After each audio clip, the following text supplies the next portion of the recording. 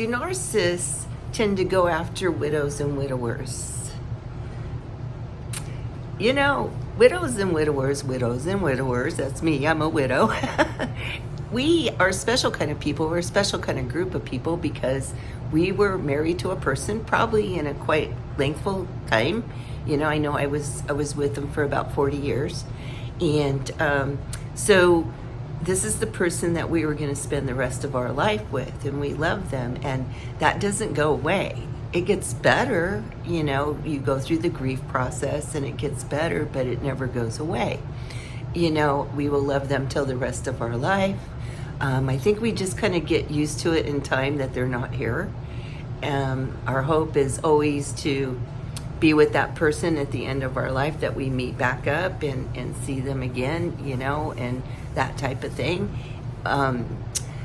There's also the aspect during the grieving process. We've already gone through looking back at the life with our loved one and what if, could have, should have, you know, have gone up. And so when that happens is, you know, we remember all the bad things we did, and we're like, well, you know, I shouldn't have probably done that. I hope he forgives me, you know, and you carry on. But we tend to treat people a little bit nicer because we don't want to hurt people because of this would have, could have, should have. So we tend to treat people nicer and be mindful of how we treat people in our words.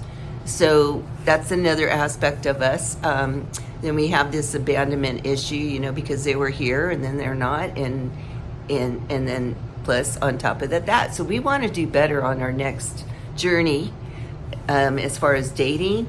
I do think narcissists, and it might be an instinct to them, and I think they probably do it subconsciously, but maybe consciously, is they do gravitate towards vulnerable people. Because a narcissist, what they want is control, most of all, you know, power, control, and that kind of thing, you know, because they think they're a god and they want to control people, and it's nice and easy to control a vulnerable person. So they attach themselves and they love bomb. They use the death to love bomb and make this person feel secure and safe and loved, you know, and they do it very quickly and put you very, very high.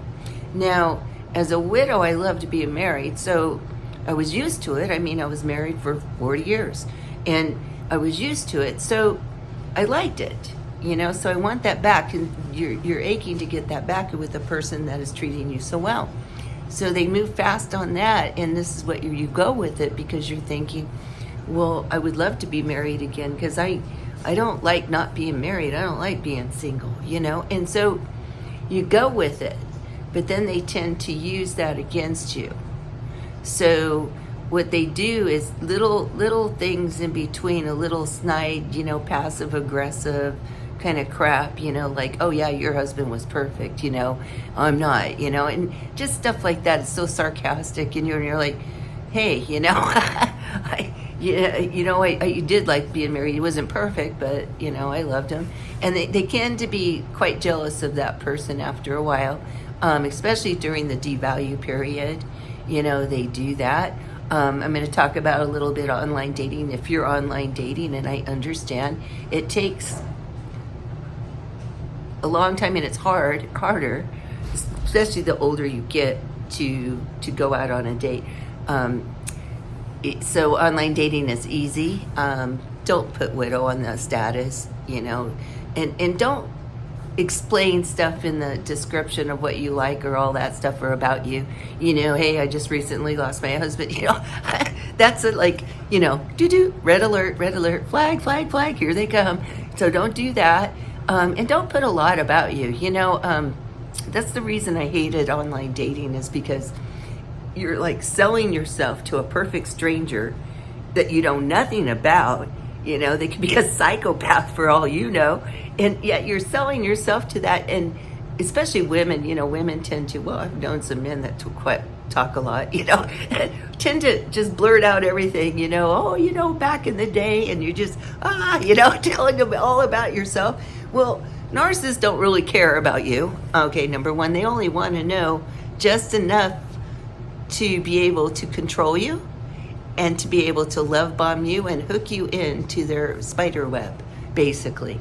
Now, the other thing about widows and widowers is we tend to stay into a relationship longer, and a narcissist would love a long-term supply. So we don't tend to give up. You know, we're not divorced. We never went through a divorce, so we don't know what that looks like.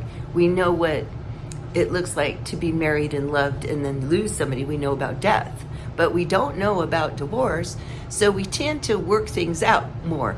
We want to talk about it, get it, you know, all good and come to a compromise and everything's fine. So what happens in a narcissistic relationship is they go off on their spin of rage or silent treatment or whatever, and all we want to do is get together with them and talk it out, which, you know, doesn't really work with the narcissist. So they spin it, it's all your fault. And then you apologize. You're thinking, well, I'll just apologize and we can get on with our life, you know, which it just gets really rough. So even if we move out or break up for a few days or whatever, then usually the widow or widower will make the first move to come back in, because they just want to be married or with a person. You know, they don't want to be, they want things to be normal, you know, but a narcissist, of course, is not normal. So they do these things, and then, so in a narcissist's mind, they're like, well, you know, you didn't leave me forever, so you must be okay with it, and then they just continue to do with it. Now, the really horrible telltale sign is when they discard. Now, I know for me, it was very, very sad. He discarded me by just ghosting me. So he said something like, you know, maybe you should leave right now, and then he just ghosted me. And I never saw him again, and so I'm just ghosted. He wiped it. It's kind of like they go off and get a pack of cigarettes from the store, the old adage, and they never come back. That was what he did. And so you never heard from him. I didn't know what happened to him. He just simply disappeared out in the Blithia. You know, well, as a widow, and I know widowers are the same way, you've already gone through a death. Now you're grieving like another death, but this is worse. You know, I often thought it would have been better for me to have lost you by death than it would have been knowing that you did this on purpose and you're still alive, and you were just torturing me by not talking to me. You know, because that's even worse, because death, you can understand, they're not coming back. But in the narcissist world, they don't give you closure, they just ghost you. You know, it's like death, and so there's that abandonment issue that you had from the loss of your loved one, and now it's coming back, you know, in tenfold. And you kind of go crazy trying to get a hold of this person, like, what happened, you know, and it's just insane. So I guess what I'm saying is just like anybody else, is anybody has had a really bad catastrophe in their life, the narcissist does instinctually go after that person. And maybe they don't even know it, but they do, especially if it's in a profile or they've heard it through, I don't know, the grapevine. Then they're just going to go right towards that person because they like to be in control. So I hope this helps on the video, and God bless you guys if you're a widow or widowers, you know, and I hope you keep safe.